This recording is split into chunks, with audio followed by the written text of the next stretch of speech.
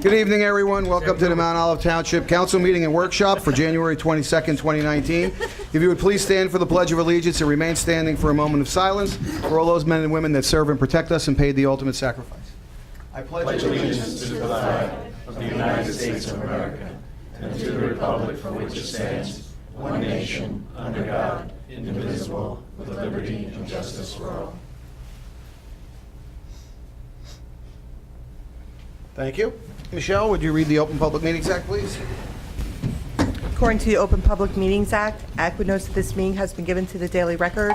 Notice has been posted in the Municipal Building, 204 Flanders Drakestown Road, Bud Lake, New Jersey, and notices were sent to those requesting the same. Thank you. Roll call, please. Mr. Amianda. Here. Mr. Ferrante. Here. Mrs. Labow. Here. Mr. Mania. Mr. Stewart. Here. Mr. Roman. Here. Mr. Nacastro. Here. Thank you. We have two presentations that we have to make this evening. One of them, Mr. Stewart, are you going to make a presentation? Sure.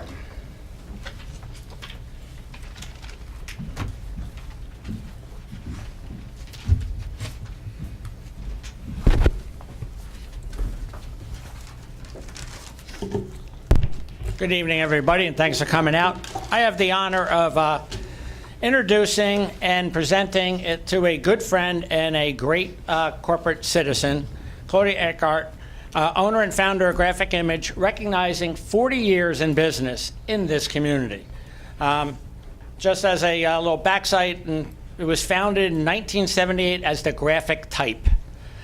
In 1986, Claudia moved out of her garage to her current location up in Bud Lake on Route 46 and renamed the organization Graphic Image.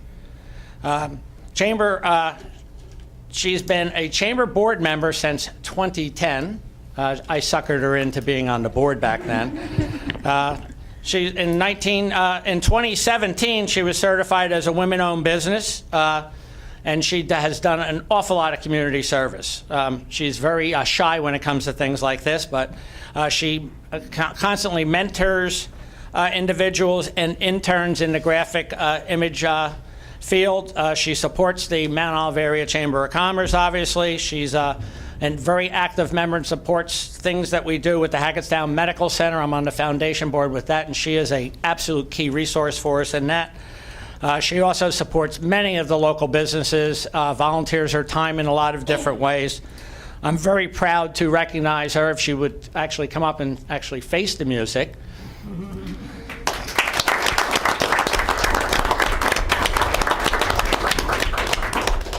40 years.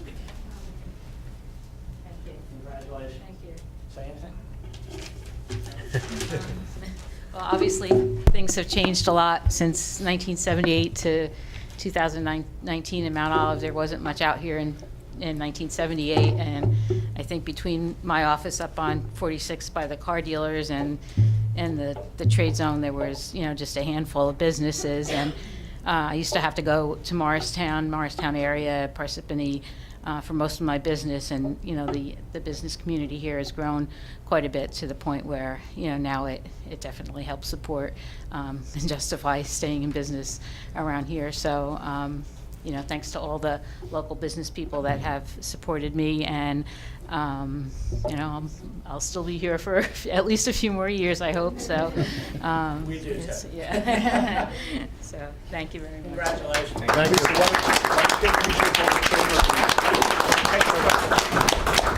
Also, my husband Glenn was in business with me for 8 years.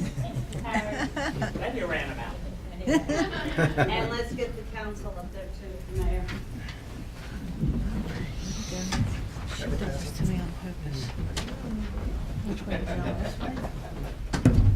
The rest of the chamber people also. Janet, let's go, come on. All right, since Gloria and I are about to oh, yeah. Any chamberman? Come on up. Go on and go right ahead. Janet, come on. Tracy's here. Just watch your step here with the cords. Congratulations.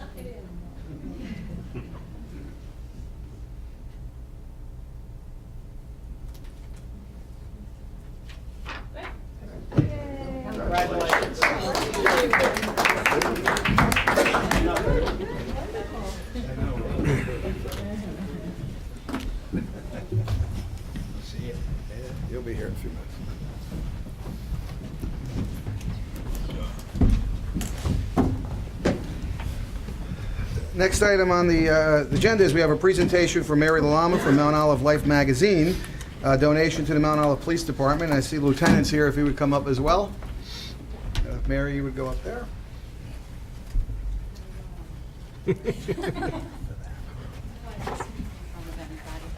Where's your check?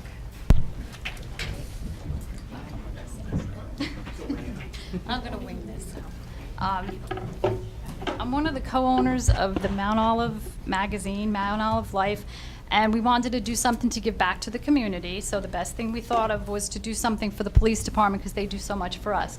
So along with all our advertisers in our newspaper, in conjunction, we're going to be presenting you with a check for $1,100. What we did was we took 10% of all our earnings for this month so that you guys can buy whatever you need, because we really appreciate you and we know all you do for our community. Thank you. And these are a list of all our advertisers. And we're going to take a picture with the check, but I'd like to invite a few of the advertisers that participated in here. We have Janin from the Remax Real Estate, Deborah Burke from Coldwell Banker, Harry from the president of the Chamber, we have Chuck from Jersey Girl, Greg from, what are you? Next Gen Management. I knew what it was. Alex from DTA. If everyone would come up, we'll get a check with everyone, picture, and we'll take a picture with you as well. Greg, what do you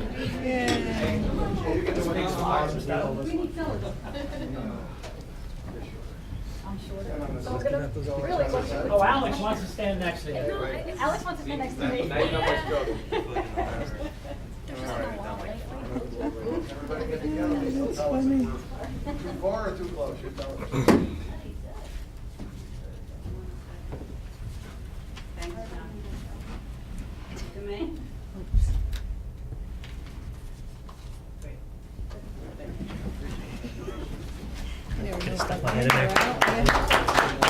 You should have photobombed.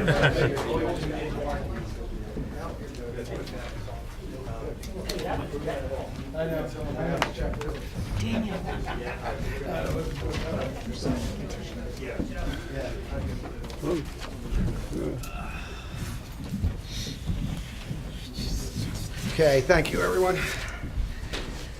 We're going to move up the government energy aggregation in front of the budget. So we have a I'm sorry? Yeah, if anybody would like to leave, now's the time to go. Thank you. We'll be in touch. Yeah, you got everything. You're all good. Thank you. I keep forgetting nobody really wants this, right?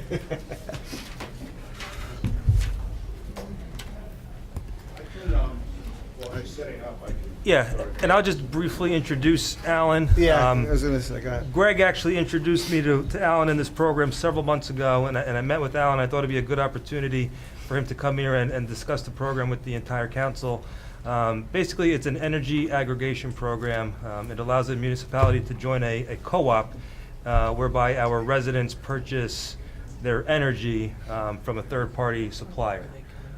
There should be some cost savings to the residents. It's an opt-out program, which to us is the only real downside, but Alan can make his sales pitch and discuss with you. And there's some information that I've included in the packet as well. Alan, you're going to speak from the microphone if you can. This way then we can hear you and record. Thank you. I think we're all right. Good evening, everyone. Thank you, Andrew, Mayor and Council, for having us here. And with me today is Stacia Scaduto, who's set up a short presentation. We're sensitive to your time, so we'll try to run through it and just let you ask questions. And then we have Mayor Chegwin in from Wharton. I'll explain why he's here. This program was started when utility became deregulated. Now, and it bifurcated the utilities. When you get your bill from JCP&L, it's really you're paying for two things. You're paying for the transmission provided by JCP&L, and you're paying for the actual supply, which is given by a third-party supplier. And right now, JCP&L doesn't pick them. The state picks them. The Board of Public Utilities holds an auction every year, and there's bidders for the entire state, and they choose the low bidder. However, legislation provided that independently, municipalities can go to bid and group together and have a co-op. And what that does is there's only so many suppliers that could support the whole state load. But if you have a smaller group of like municipalities, more suppliers can bid on those smaller units of energy, and therefore, because you have more suppliers bidding, there's better prices. There's more competition. You get better prices, and that's been the case for us. So we put one together in Morris. There's also now ones we operate in Sussex and Hunterdon, and they have identical pricing at this point. Stacy can go into more of the details. And the Morris one started 4 years ago with 4 towns. Now we're up to 11 towns, and they've all realized savings. And Stacy can go into more of those details. And the reason that this has been successful is because of this legislation provides that it guarantees a saving in prices, where we can provide this savings through this lower auction. But if for some reason the rate that the BPU that you would have had or that you currently have from the BPU default rate, if that rate is ever lower, our prices automatically default to that rate. So there's really no risk. But by your taking this initiative, by joining this co-op, then you have the opportunity for us to bid to get you the lower prices.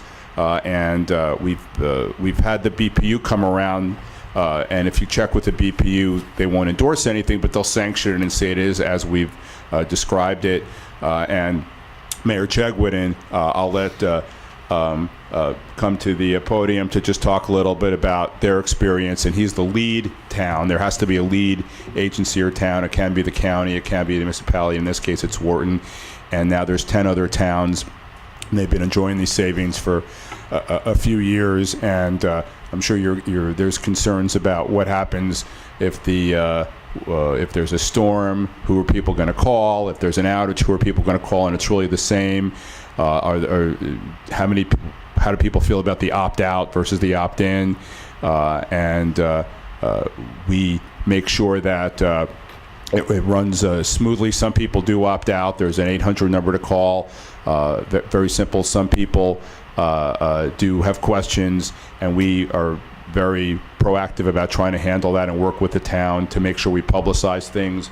We'll have as many public information sessions as you want. We'll pay for mailings. We'll pay for phone calls, for seminars, whatever you think would be helpful. And with that, I'll let the mayor come up and talk about himself. I'm not going to talk about myself. I know if my power goes out, I'm calling the mayor. I thought they did that here.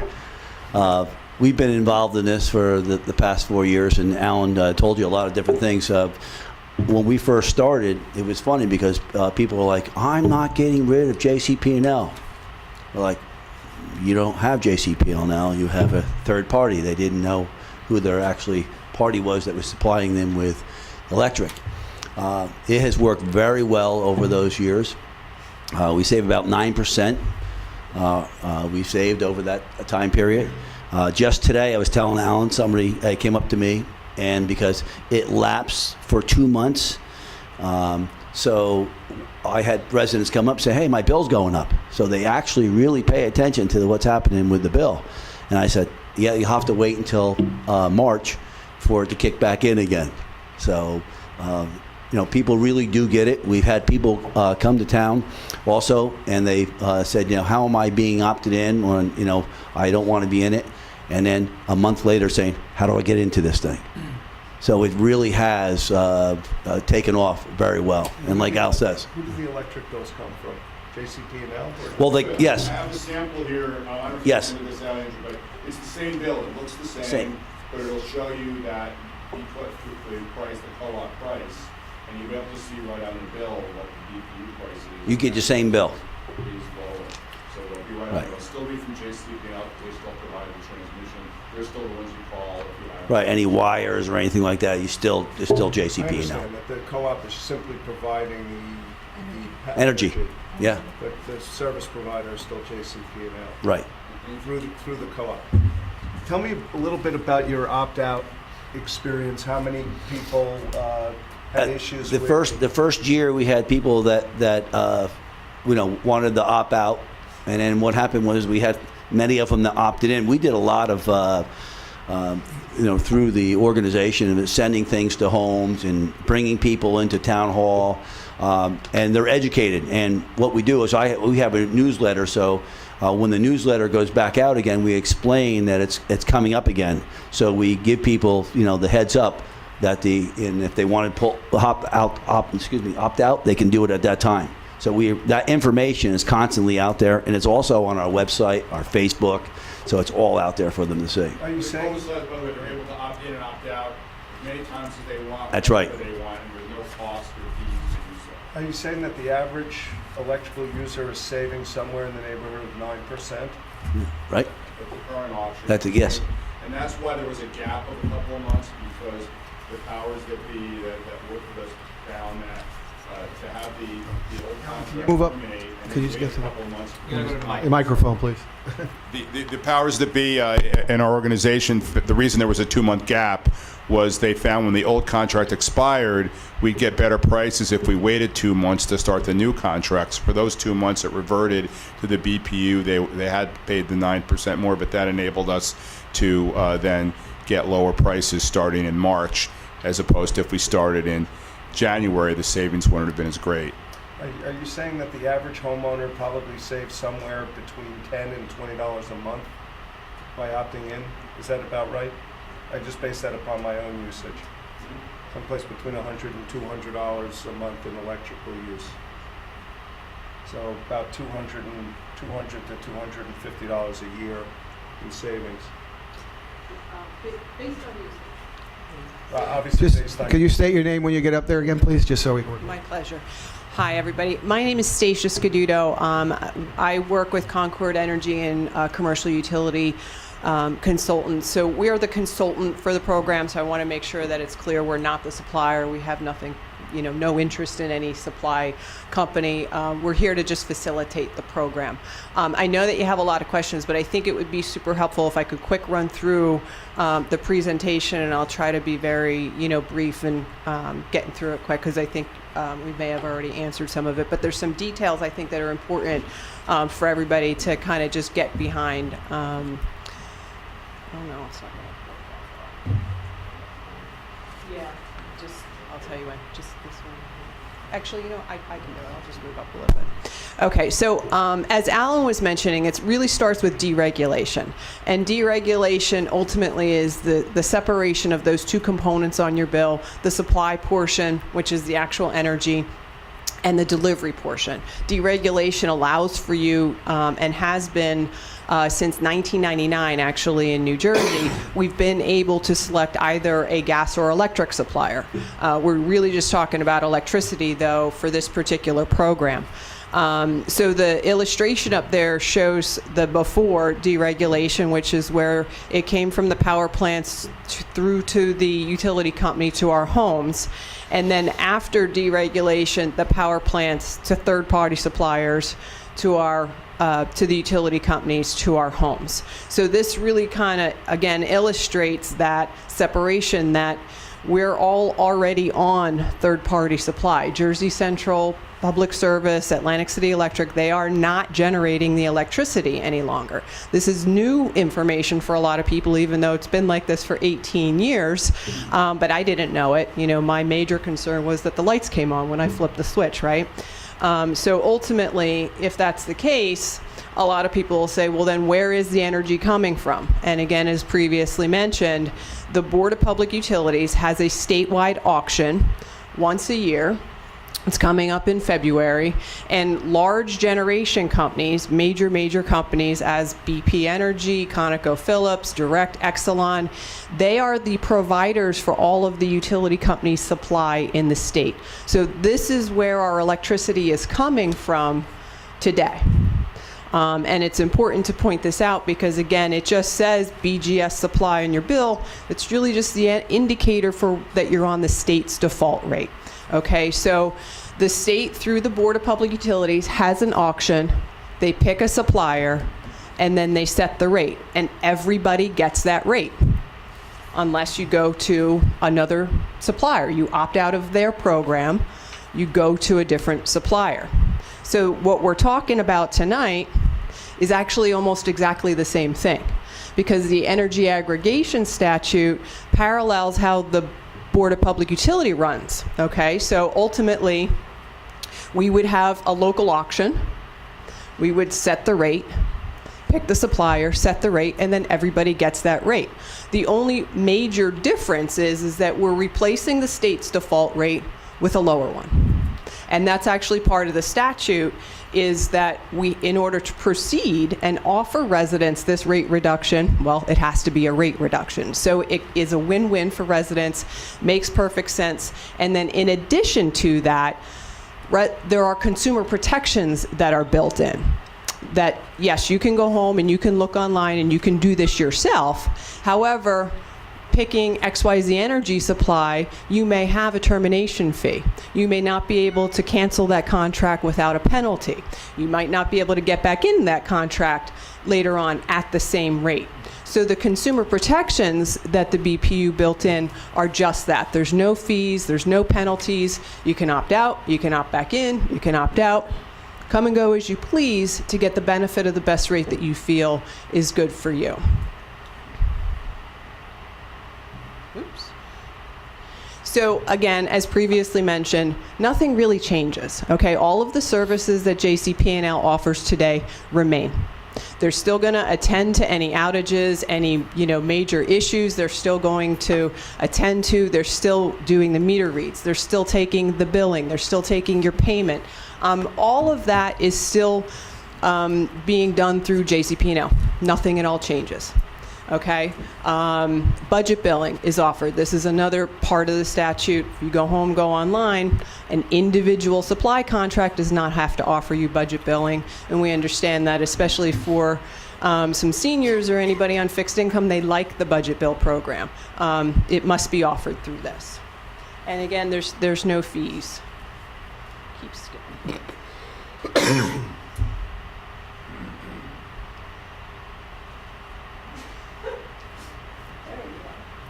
Sorry about that. So here is a sample JCP&L bill, real quick. So what I was talking about earlier, the basic generation service auction, the BGS auction, you'll see that line on your bill today if you don't have a third-party supply. Again, that's the indicator for where you're getting your electricity from and how much the utility company should charge you for that electricity. So in the future, should you decide to offer this to residents, that basic generation service line will be replaced with the indicator for where the energy is coming from. In this case, if you're going to join the Morris area, it's called IDT Energy, and it would say that on the bill, however many kilowatts you used, and then the rate that the cooperative is receiving. Now, the transparency in the program comes up in the top left. There's a messages section on your bill. And in the future, that will say your Jersey Central price to compare is, and it's going to give you what JCP&L's rate was for that month. So every single month you get to see, hey, I'm paying 8.5 cents. Jersey Central's rate this month is 10. So it's transparent. Every single month it's going to be there. So why would you do this? Residents are looking to save money. There's the consumer protections. Nothing changes. There's flexibility for the residents. You're offering something as a rate reduction where, again, they don't have to take it if they don't want to, but having that flexibility and having an option for them. Again, like I said, nothing changes with JCP&L. All of those services remain exactly the same. Budget billing is done, and again, as Alan had mentioned, we have a very robust outreach program, because just like some of this information might be new for you, as it was for me, it'll be new for your residents. So we want to make sure that even if they choose to not take the rate reduction, they have the right information. So we go full blast on making sure that happens. So here's some recent success stories. Ultimately, we've saved well over $6 million actually at this point. The group that we have with Mayor Chedwigan is over $1 million, 1.4 at this point, that those folks have saved over the last couple of years that they've had the experience of being in the program. So it works. This is real money. And again, the residents are anxious to keep them moving. One other advantage I'll just point out is when some of the more unscrupulous third-party marketers that you may receive phone calls from time to time when you're at home eating dinner probably, they'll know that this town has our program, and they're less likely to call into this town because they'll know that it's not a target-rich environment for them. So that's one of the reasons the legislation was created, is to try to prevent those that type of aggressive, unscrupulous marketing. I could just tell you firsthand, I've been involved with my own for a long time at our house. A couple of years ago, it ended, whatever happened to the program, and I never went back. But way back 10 years ago, we were involved with that at our house and converted. There was never anything about it. It saved money, and there was no other difference in anything. We called JCP&L. Everything was the same as it was. I looked at the bill every month, like you said, and it was a substantial savings. My average bill is, my budget was $350 a month for electric, so it was a substantial savings. We added solar now as well, which will help, but I understand these programs and have used it for many years, and it's just, there's really seamless. There really is nothing to hide, nothing there. It's a pretty basic thing for people once they understand. If they think, sometimes they may think something's going on, but it's not. It's an actual savings, and that's it from the experience I have. No, and I'll echo that too, because I have one now, and it comes in as a separate line item below the piece. And Jersey Central is my point of contact for everything. Yeah, nothing really changes. Helen? I also have had it for years, since probably '99, and it does save you a lot of money. But my question is, you said that you have 2 months where you go back to the BPU prices? That was just in this particular group. We actually, we have our Morris Area Cooperative and Sussex Warren Cooperative. Both of those groups, their contracts actually were coming to an end at the end of October. And when we did the auction, we could not get savings again for something to be consecutive as of November. So we said, okay, well, let's look at to start in the spring for March. Which is when we were able to get some better savings then again. Now, is that going to happen every year? No, it really is. It really just was where the market was at the time, and it is a little bit more difficult to get some savings when you're kind of starting something, even though we were really just extending it in the winter time. Because my question, I was concerned that, for a couple months, if you're paying a higher, we sort of like just broke even later on? Well, no. See, actually, that higher price, even though they were paying a little bit more for JCP&L, it was actually the lowest price for what the suppliers were offering. So that's the benefit, where we're always looking at this to say what's best for the residents and the consumer ultimately. So we said, okay, this doesn't make sense to start again in November. We'll wait till March.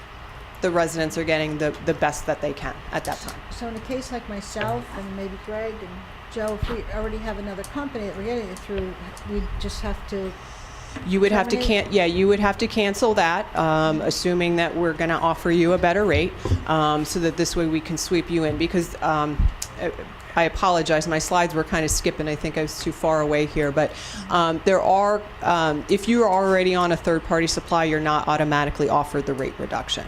So that's actually part of the statute. I guess they said you pick that supplier and that rate, so it won't be automatic for you. But again, the beauty is that you can always opt in then. So you won't even be notified about that. We'll do a mailing. We would get a list from JCP&L of all of the customers that are getting the BPU rate. Anyone that's already in a third party, we wouldn't even get your names to send you the information. Now we'll publicize it through the town and through forums, and there you might read about it in the paper or hear about it from your neighbors, but you wouldn't be mailed anything because that's a lot of people part of the statute. May not even know that because it happened so many years ago. The other thing, and Stacy can go into more detail if you like, but because we're tailoring this to try to get the best price for you, there's not a fixed term for the contract. So it could be, correct me if I'm wrong, anywhere from 6 months to 2 years, depending on wherever the best prices are, and then they would negotiate a new contract thereafter. Correct. Again, that's just due to the market. So when we had the auction, the best time was, again, we're going to start in March. Morris Group is going to end in, I believe, September of 2020. So that's the term, and then again we would either extend or go back out to auction. What's the benefit to the co-op in terms of bringing in new towns? So do you get a better bid rate if you have more customers? Is That's that- yes, that's the thought process. I noticed in the whole production the word resident is always in there. Are businesses automatically opted in? No, businesses are actually on a different tariff schedule, so this is residential service rate only.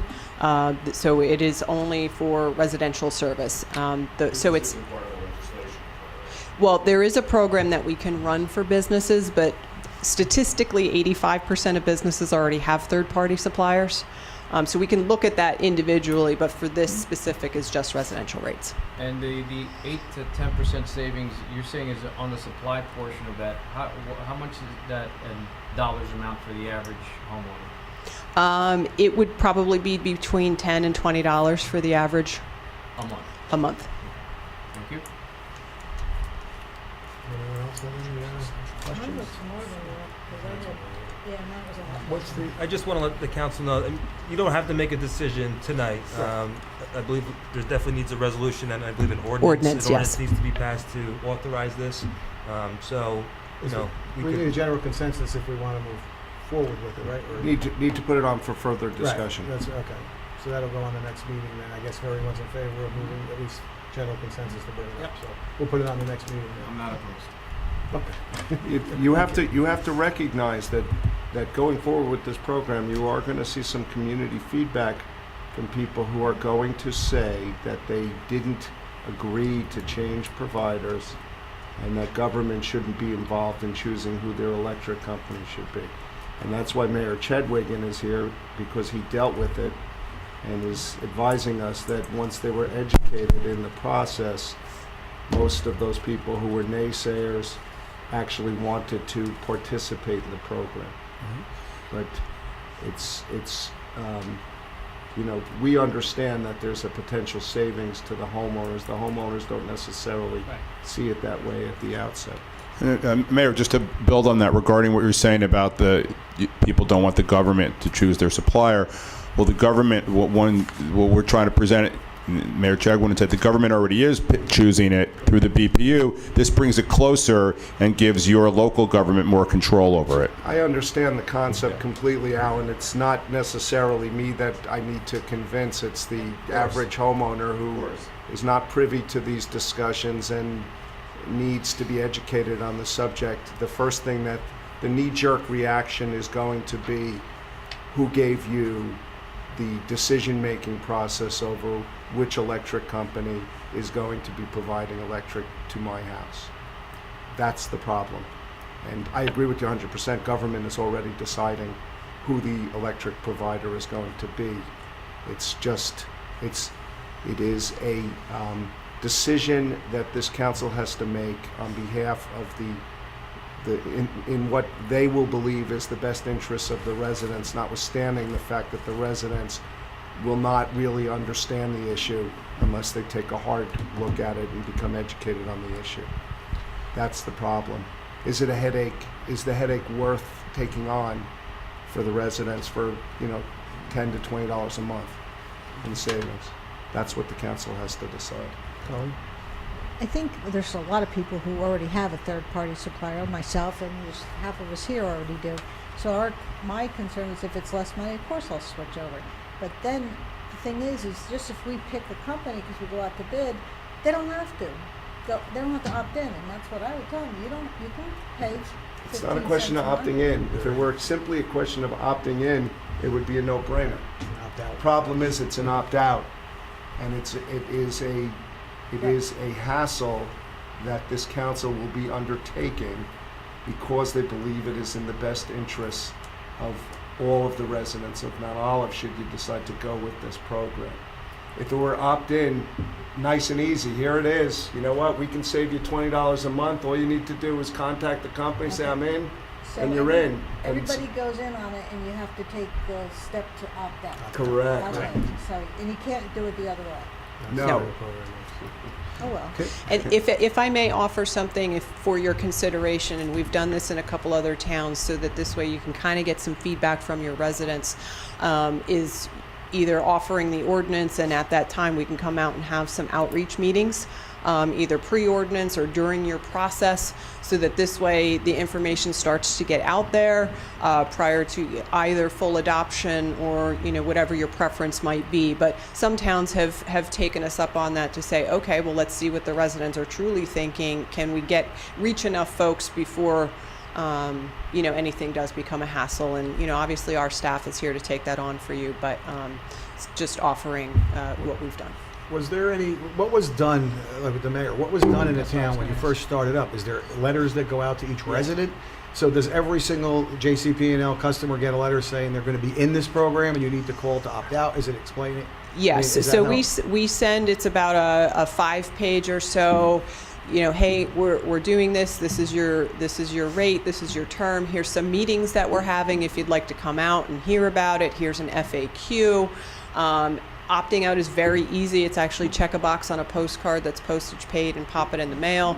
800 number that we have a call center for, and then also our websites. We give videos to post on the websites. Again, you know, we have templates you can link to your website, put on your front page of your website, postcards we can send. We try to make it, again, as it's obviously, it's not a hassle for folks to opt out. Some folks will say, I shouldn't have to do that, understood. But ultimately, you know, again, all of the information is provided for everybody.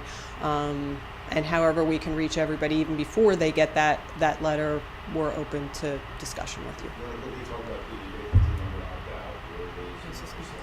It's our call center that's actually just in Butler, New Jersey. It's opt out only. They're not there to do sales spiels. It's what's your name, what's your address, okay, you're out. It's 28 seconds on the phone. Greg? Can I ask the mayor a question? What would you have done differently than you did? Just have to go to the microphone, please, Mayor.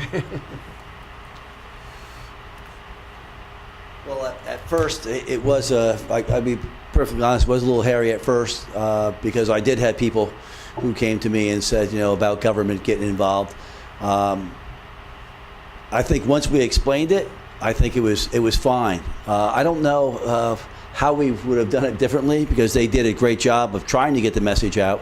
But there's a lot of people who get their mail and just throw it to the side, so they're not, you know, so I say as much media as possible, if it's Twitter or it's Facebook or, you know, everybody's all over the place today to put it out there. I think that's what we would done differently, you know, put that out there, as many avenues as you can give. But it was, I agree with the mayor. That's exactly what happened. But once you explain to people that the government is picking it for you, they go, oh, I didn't know that. I thought it was JCP&L who was actually giving it. So that's the only thing you got to make sure it gets out. Once it's out there, I'm telling you, we've never had a problem since. We've never had a problem for the initial, you know, from then on. And I would say that since we're starting the program again, we've had more outreach meetings, and I was at the mayor's town last week, and we had 5 people show up. What's the biggest town in the aggregate currently?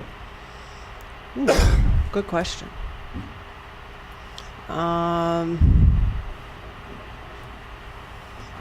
I don't know that all of the numbers of all of the towns in Morris are escaping You me. have 11 towns in Morris County? Yeah. What towns do you have in Morris County? So, Wharton, Riverdale, Florham Park. Florham Park may be the largest. Mendham Borough, Long Hill, Union Beach, Bay Head, actually. A couple outside of Union Beach. Just fit the profile, so Right. we added them to it. Excuse me, no Roxbury? No They're Randolph? going there Going next. there, literally, we're leaving here. to go to Okay, so Roxbury. Roxbury, Randolph, Yeah. Morris Township, Parsippany, none of the larger Morris County towns are in the... We're talking to all of those actively Yes. right I now. understand. And Dover actually passed their ordinance in December. Okay. So they would, out of all of them, I think they'd be the largest. Washington Township came on recently, but they went into Hunterton. They do a lot of shared services with Callahan. Yeah. So they joined in aggregate? Yes, the Hunterton That we Co-op. run, but it's in that's the Hunterton one. Okay. So- Correct. What's the benefit of joining one aggregate over another, other than the size of the number of towns that are in the particular aggregate, which may give you better bargaining power? And it might not always be, but right now the Sussex, Hardin, and Morris all have the same savings. Yeah, they're all within like a tenth of a penny as far as Okay, pricing. well, we'll put it on for further discussion. We will. Glad that Thank- you were able to explain it, and I think we've identified the benefits and the pitfalls, the potential issues that would arise through going into the aggregate program. How long does this take all total? Like, say, if we decided tonight, when would it be in effect? It takes, depending on your ordinance process, probably about 4 to 5 months. So we're talking about when? You're talking about starting probably fall? July, maybe July. August, yeah. Because we have to have an opt-out period. There's times for us communicating with the BPU, et cetera. And of course, looking at your electricity bills, for some it is the maximum peak when they revise costs, so that's when we want to try to do it as low as possible. Especially in a town like ours, you have central air and then you have a well. You know, a lot of my Pools. my whole electric bill is my well pump. So it was a huge savings when I switched my energy. It was a lot. It was $50-$60 a month. So, you know, We'll bring it up on the next meeting. Thank you Appreciate it all. the Yeah, time. thank you. Thank you very for much. the Appreciate information. your time and questions. Thank you. Okay.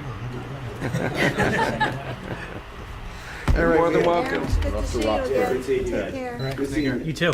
Hey, tell John I said hello. Pat, right? My uncle. Uncle, yeah. Yeah. Tell him I said hi. I will. Yeah. Take care. Thank you. See you guys. Thank you. Oh, Sherry's next. See, I almost forgot you, Sherry. I was moving down to the. I know, I'm like always ready to go I know. at 7 and then I'm like hanging out. I was really, that's it. I skip it over. No, it's okay. What button did you hit? This one?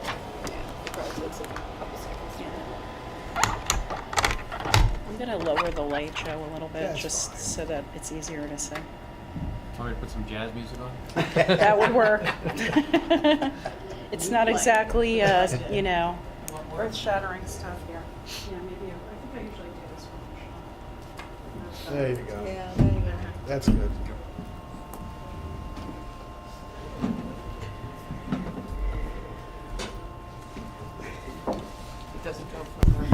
I need to get a click, it doesn't go this far. I need to get a clicker. I'm gonna work on this for next year. So I can be over there while this is over here. Yeah. So, fun fact, as I was driving here tonight, I realized that this is actually, believe it or not, my 20th budget that I've prepared and presented tonight. Wow. 19 of those I worked on with Rob, either as mayor or when he was on the council. And Colleen, you're not far from that. I go 2 years. So Yeah, so you're not far from that Alex is too. 2 When Alex years is not, after me. yeah, exactly. Alex is not that far, so for all of us old timers here. Anyway, so I like to start off just talking about the process a little bit. Sometimes there's people in the audience who don't exactly know the process, and sometimes some people forget what the process is. So we started work on the 19 budget back in September. It seems like the budget cycle, as my career goes on, has gotten longer and longer, and the time frame for when we're not working on the budget, it seems to be like only a few months now. So the budget requests go out to the boards, the committees, the departments in September. From there, we put together a requested budget. The mayor meets with all the department heads in November, and from there, we develop the mayor's proposed budget that you always get by January 15th. For 2019, our budget has to be introduced by 3/29, and we have to adopt by 4/30. I don't see that being an issue. I think we'll be done long before then, is what my gut tells me. We are eligible for local budget exam this year, so what that means is I will review and certify the budget, and we don't need any further analysis or review by the Division of Local Government Services, so that will expedite the process too. Every third year, we have to do budget exam. We did it last year, so we'll get a break for a couple of years. Alex, as you so brilliantly called the FAST system slow last year, the FAST system is still slow. It's probably slower than it even was last year. And the only thing that's working on it right now is the debt statement. They still don't have the financial statement up, and they still don't have the budget up. So I spoke to Gary this week, and what we're probably going to be doing is submitting the budget on paper as we always used to do until they figure it out. So just a heads up. I get a lot of questions from people about the property tax cap and the appropriation cap because not everybody understands it. So those are the two major laws that we have to deal with when we put together the budget. You can't just throw together a budget and like have no regard for basically these two specific items. The property tax cap law relates to how much we can increase the property tax levy from one year to the next. We're limited to 2% with a number of exclusions. The appropriation cap relates to the overall level of the budget. So if it's 30 million in one year, let's say it couldn't be 40 million in the next year. So fortunately for us, we're in a great position because we have almost $1 million available in our appropriation cap, and we have a little over 1.4 million that's available in our property tax cap. Obviously, we're not planning on using those, but it's nice to know we have them in the event that we had an emergency or something like that. Also important to know Chapter 78, which for those of you who have been around for a while know that it relates to the employee health benefit contributions. All of our employees have now sunsetted out of that law. So everybody basically is paying contributions that were negotiated. So despite that, we're still recovering $332,000 from the employees in 2019. And if you have any questions, everybody knows, just ask as I'm going through, or you can wait, either way. Okay, so budget summary. The projected municipal tax rate is 0.606, which is the same as it was in 2018, so we have no planned tax increase. So not only do we have no planned tax increase, we also have no planned tax increase for the general fund, I should say. We have no planned tax increase for the sanitation district. We have no planned increases in the water and sewer rates for 2019 either. The rateable base, obviously the rateable base is important because that's what we can basically assess our increases over. So our general fund rateable base grew by 23 million, or slightly under 1%, which is about typical of what it's been. And the sanitation rateable base grew by almost 5.1 million, or less than 1/2 of 1%. So this slide is one of my favorite slides, and I've put it in for years because I think it sort of hits home what you can really do with the budget. So a tax point for us is now $317,000. It's gone up a few thousand, or $31. So what that means is in order to reduce taxes by $31, you need to increase revenues by $317,000 or reduce expenses by $317,000.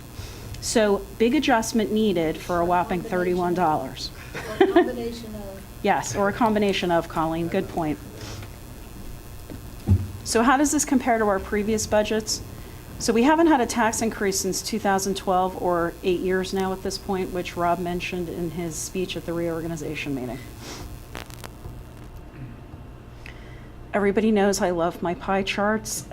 I don't spend a lot of time on them, but basically this is just a summary sort of the rateable base, and you can sort of see that it's been going up the last few years. The budget tax pie. This one is critical too, and we actually like to hang it up in my office for the taxpayers because, as you all know, where do they pay their taxes? They pay their taxes in my office, right? So the issue that we always hear is, oh, my taxes are so high, and they assume that because we collect that we're the result of that. So we're actually only the result of that to the tune of 18%, and 69% of it is actually from the school.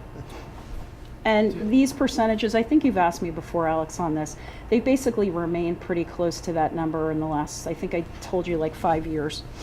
Well, it seems like that 69 is increased. I kind of remember it being like 66, 67. yeah. It's gone up a little bit, but still within, a fairly normal margin. All right, so let's talk about fund balance and why we are where we are. So our fund balance at the end of the year was over 8 million, almost 8,050,000. which is the highest it's been in my time with the township. So the obvious question is, what helped fund balance? Why did we get there? We had a number of things that got us there. The tax collection rate was 99.24%, the highest that it's been in my time here, and it just keeps getting higher. We had few tax appeals. Colleen, go ahead. Is that, do you think with so many houses selling, a lot of the vacant homes and stuff, did that help out? I think a lot of the foreclosures have come off, and that's definitely helping. The market seems to be picking up. I can speak for that personally myself because I just recently sold my house. Like, there was that window, it seems like this year, where there was just like a kick and things started coming back up. And you probably see it too. Oh, yeah. Yeah, That's what I'm thinking with all the foreclosed homes and abandoned homes actually selling now. Yes. It's a lot easier to collect. Because if it's going to be foreclosed, the banks don't exactly run out and pay the taxes. Not anymore. They Not used anymore. to. They used to, right. And They now used they to. don't care because they want to go up on the tax sale. So Yes. I So wonder if that had a lot to do with it. it's that, and I think it's also, we sort of have gotten the benefit of the changes to the federal law in terms of what you can deduct. And so I think people are still coming in and like prepaying taxes again this year, because we've also seen, I want to say it was almost 2 million this year, which is, a lot higher than what we normally get. So in order to prepay, obviously, they've got to have their taxes current. So I don't think that's hurting us either. So then that means, do you expect it to dip? Well, if there's a change in the tax law, possibly, but I mean, it'll dip maybe in terms of a prepayment, which doesn't affect fund balance. It's just, you know what I'm saying, Alex? Right, okay. It's just extra money we have on hand in the short term. You also have to recognize that the collection rate has always been over 99% for the last few years, even before the change in the tax law. So it's a combination of many things, including excellent work from Sherry's staff to make sure that the properties which are delinquent come back online before the end of the year. I often say you don't really understand finance until you're down there. And if you see the work that's put in at the end of the year between trying to close and them getting the tax money in, calling taxpayers, doing whatever, it's phenomenal to me, and I'm amazed every day. It really is. It's a lot of work. And kudos to Rose and her staff, because they've got 3 people, and it's amazing to me that they do what they do. And every time you walk in there, they all have a smile. You don't have to wait. They just get right up. No matter No. how busy they are, they get right up and say, Yeah, well, thanks for that. I'll pass that along, Colleen. very Rose will nice. appreciate it. yeah, it's very Yeah. nice. We have few tax appeal losses, which is also huge, and we had added assessments that amounted to $614,000. We had the premium from the bond sale of almost $500,000, and we had excess revenues in the building department of $411,000. So those are the major contributors. So the key really to looking at what's going on with fund balance is to see what's going on with my office, frankly. Because if we're not taking in the money and we're not, managing the rateable base well, you're not going to be able to afford all the services that we have. It's really critical. Because realize a lot of the departments are spenders. They're not necessarily bringing in anywhere near what they're making. So where's the money coming from? The money's coming from finance. I mean, that's just frankly what it is. So anybody have any questions on that, or you're good? No, you're good. Okay. Fund balance, again, another one of my pie charts. You can see that 2019 reflects that we had the highest number that we've had. I could go back actually before I started in 2000, but I suspect we were never at 8 million in any of that time, so I don't think we're missing anything by only going back to that time frame. All right, so let me talk a little bit just sort of the major changes in revenue and the major changes in expenses, just so you're aware before you go into the budget hearings. So fund balance, we only increased $162,000 from what we used last year, which is pretty amazing considering we wound up with so much more at the end of the year. That was based on my regeneration analysis that I did through the end of, say, 2020. So just a heads up, that's actually in the budget book too. That's probably one of the recaps we spent a lot of time on. Rob loves to come in and say to me, where's the surplus analysis? So we definitely look at it and sort of contemplate what we're going to do with that. So it's not a number that gets put in there lightly is my point. Local revenues increased $156,000, which is primarily from water tower rental revenue and interest on investments. Interlocal revenues increased $98,000 from cost of living increases, expanded contracts, and new contracts that we have. Special revenue items increased $167,000 because I was actually able to cancel some funded capital ordinances, and once you cancel them in the one area, you can appropriate the revenue and current funds, so that helped us out. Construction revenues. So the philosophy sort of with construction revenues is I typically leave it the same because you just never know what's going to come in. We got lucky and we had, one large permit that came through in December, and, which is great, don't get me wrong, but it's not one of those things that I count on. So I usually leave construction revenues pretty close to where they were. Tax revenues, we only increased tax revenues $129,000 to balance the budget, which, on a $19 million municipal levy is nothing. Okay, so the tax chart, I should say the revenue chart, this one is sort of a little more interesting, I think, because you correctly see we use property taxes to support 64% of the budget. We use fund balance to the tune of 13%. Local revenues is 4%. Local revenues is simply fees and permits that we get from the departments, say municipal court fines, interest on investments, interest on delinquent taxes, things like that. State aid is 7%. Don't expect a change in state aid. I was going to say, did it go up or down or anywhere? Just Doubtful. I don't expect it. So, it was in my career earlier on, years ago, obviously state aid was a much bigger portion of the budget, and obviously over time it's just going down. Library tax is 4%. UCC fees, which is obviously the money we get from Freddie's department for building, is 2%, and then other items is 6%. Other items is like hotel tax revenues, debt service that we get from the sports organizations. They're paying us back for projects, things like that. Cable franchise fees. The 64%, has that been constant, or have the property taxes? No, it's about the same too, Alex. Yeah, it's about the same. Okay, changes in expenses. So the largest change always comes from salary and wages. I don't know that it's been anything different in my time here. So it increased almost $500,000 as a result of cost of living increases and contractual obligations. And again, as I always say, we deliver our product and service through people, so of course the biggest change is going to be in salaries. Pension contributions, they went up $190,000, which is actuarially determined by the Division of Pensions, so we have no control over that number.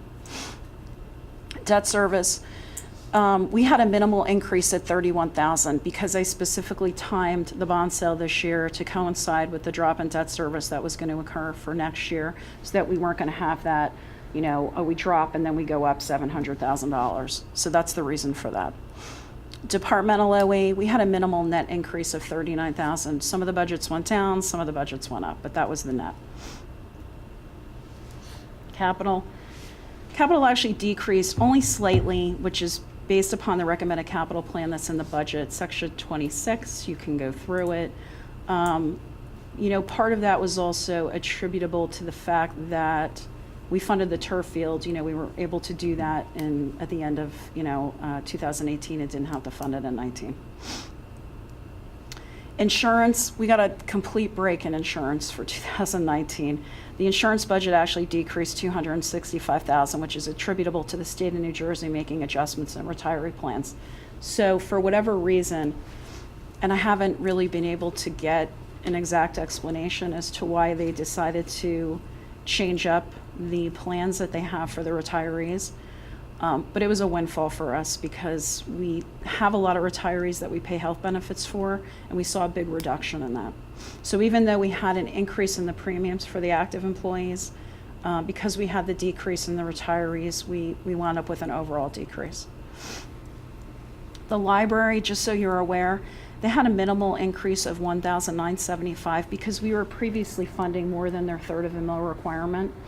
So in 2019, we're giving them the third of a mil, but we're also compensating them by funding $28,000 in window repairs that they need, and that's in capital. Okay. So another pie chart, sort of just in terms of overall expenses, and basically salaries represent 41% of the budget. The departmental budgets, oddly enough, are only 7. You know, this is like streets and roads, my department, collection, buildings and grounds, whatever it may be.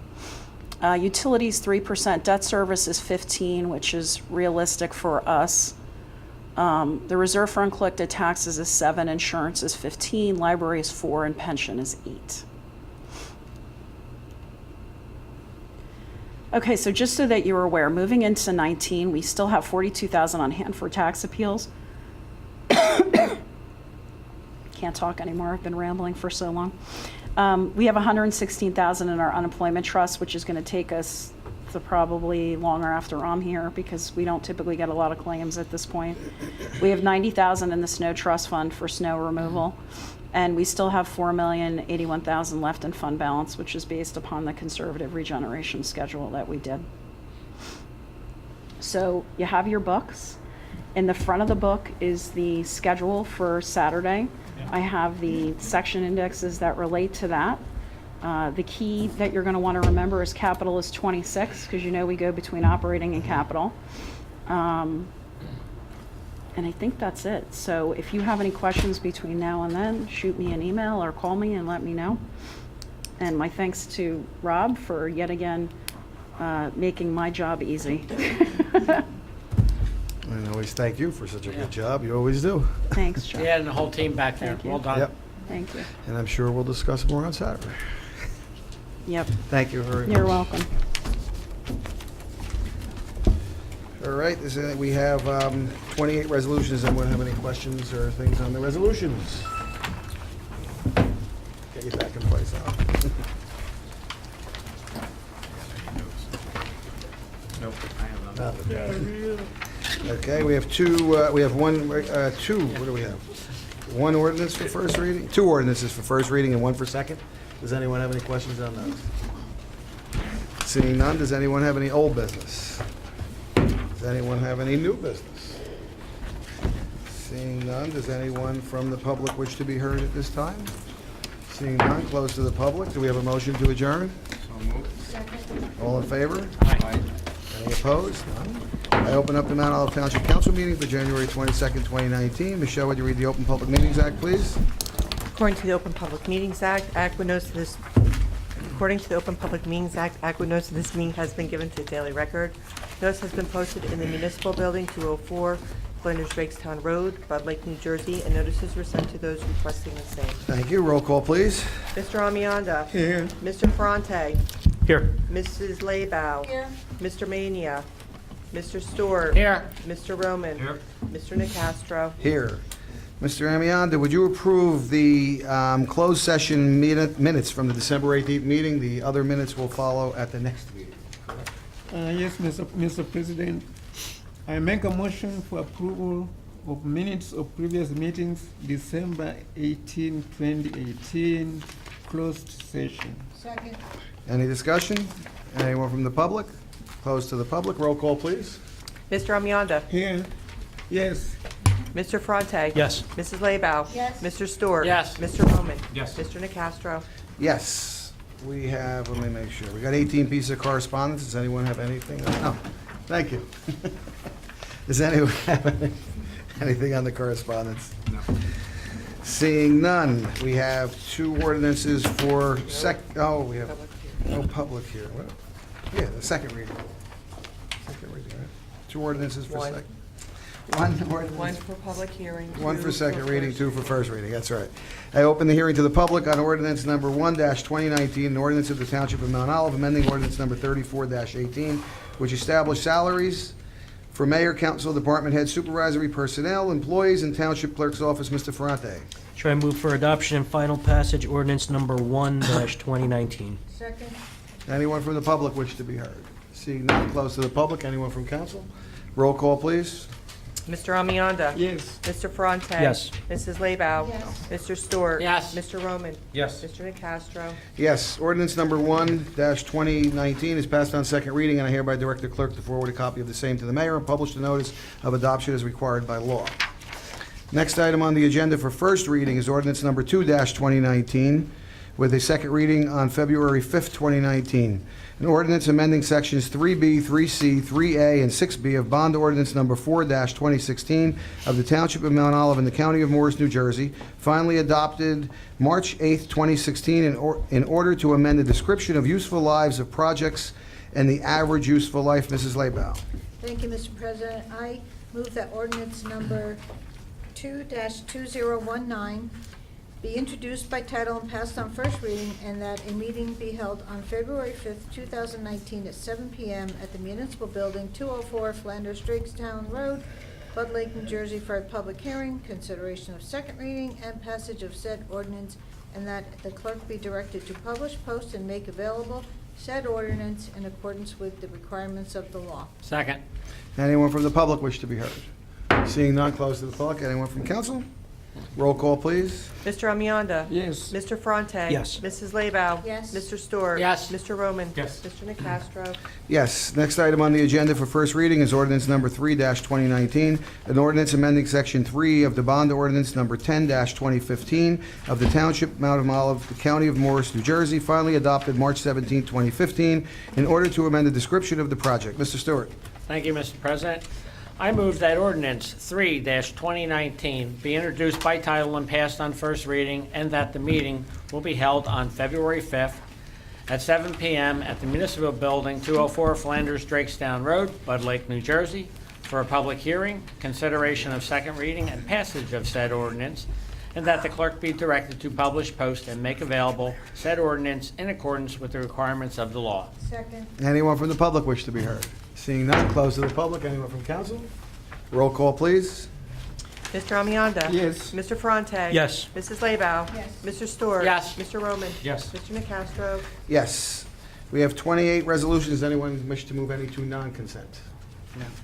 Seeing none, Mr. Roman, would you move consent resolutions 1 through 28, please? I move that we approve consent resolutions 1 through 28. Second. Anyone from the public wish to be heard? Seeing none, anyone from council?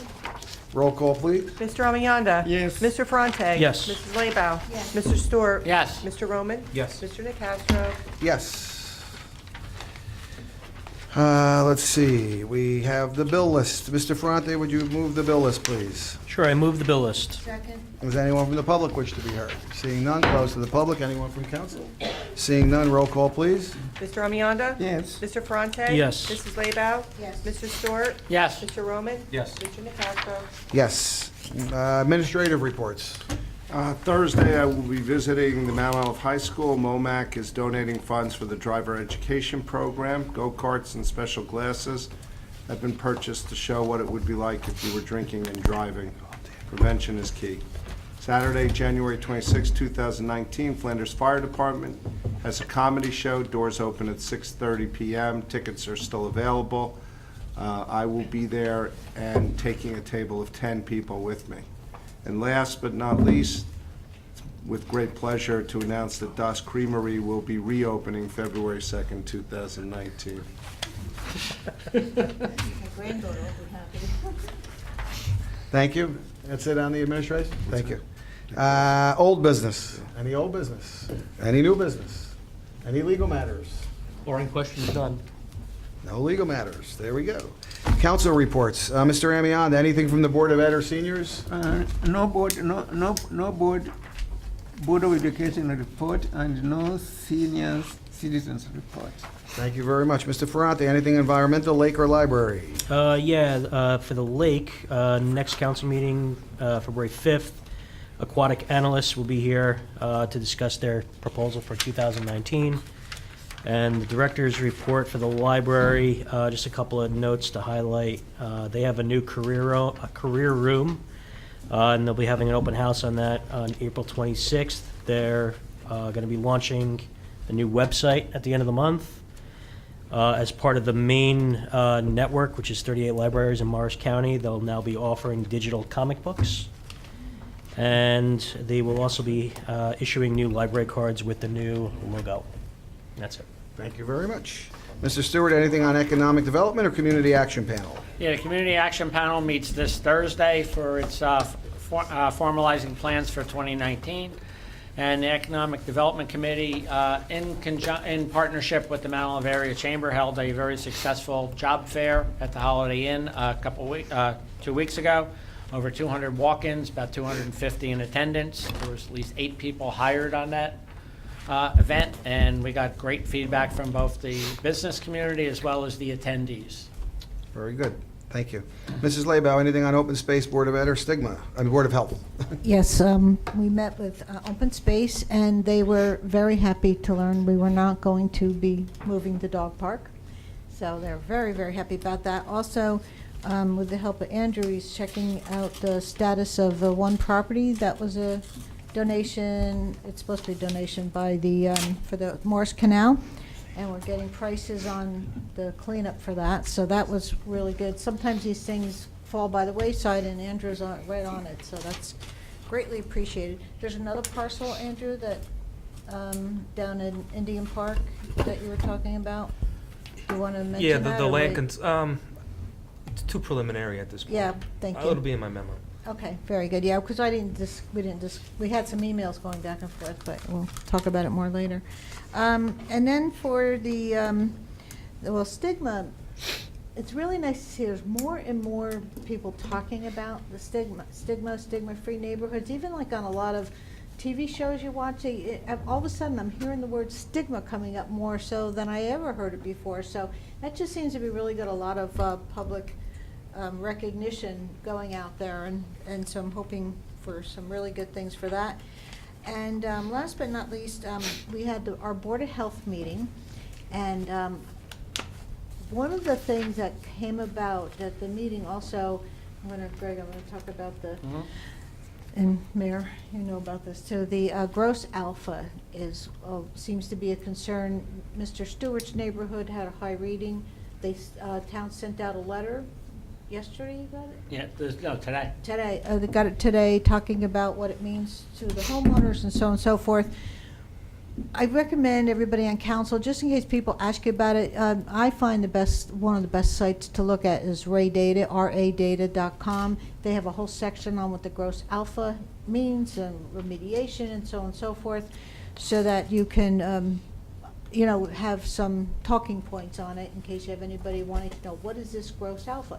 The bottom line is gross alpha is radon in the water. In the water. In your water. And it's been around for a very, very long time, but just recently, Rob, right, they started requiring it to be tested with the state well water test. Yeah, I've only had 2 instances where it showed up as positive. One in Mount Olive that, excuse me, Andrew and I had to deal with. I had one many, many years ago. It was also in Mount Olive, too. It was actually on Mount Olive Road. But it is a concern. It is something new. And not like, now, radon, if you have radon in your house, it's not mandatory to remediate. It usually is remediated. But in this case, because it's part of the well water testing from the state, it's mandatory. So I think it's a good idea for all of us to check into it and find out what it means. But the other recommendation is also direct them back to the health department. Right, Okay. exactly. Yep. And Derek is really good. Derek's on top of it, and yeah, so it is something that's coming about now. That this letter went out, how many houses in your neighborhood? Like 50? There's at least 30 of them At that least had it because 30? every one of them called me today. Yeah. So just with that alone, people start talking about it, I would expect at some point people are going to want to know what does it mean and direct them to the health department. Good idea. Thank you very much, Colleen. Mr. Robin, anything on Rec or Pride? Nothing to report. Thank you very much. Anyone from the public wish to be heard at this time? Seeing none, close to the public. Any council comments? Mr. Amianda? None. Mr. Ferrante? None. Ms. Laybow? None. And well, actually, one really. Thank you, Sherry. Excellent job. It's wonderful having a budget that works out the way ours does. Thank you. Thank you, team effort. Mr. I Stewart? appreciate it. I echo those comments to Sherry, but also across the entire administration. Right. Great job. And then also for the folks that were honored today, Claudia for 40 years, as well as the donation to the police department by your organization was phenomenal. Thank you. Mr. Roman? Great job, Sherry, and you didn't congratulate me for not asking you a lot of questions this time. Yeah, this was actually, that's true. Probably the fewest in all of our years There working you go. together. He's saving one for Saturday. He's going to motion to email them adjourn? something, yeah. Second? Someone second? Second. All in favor? Aye. Thank you, everyone.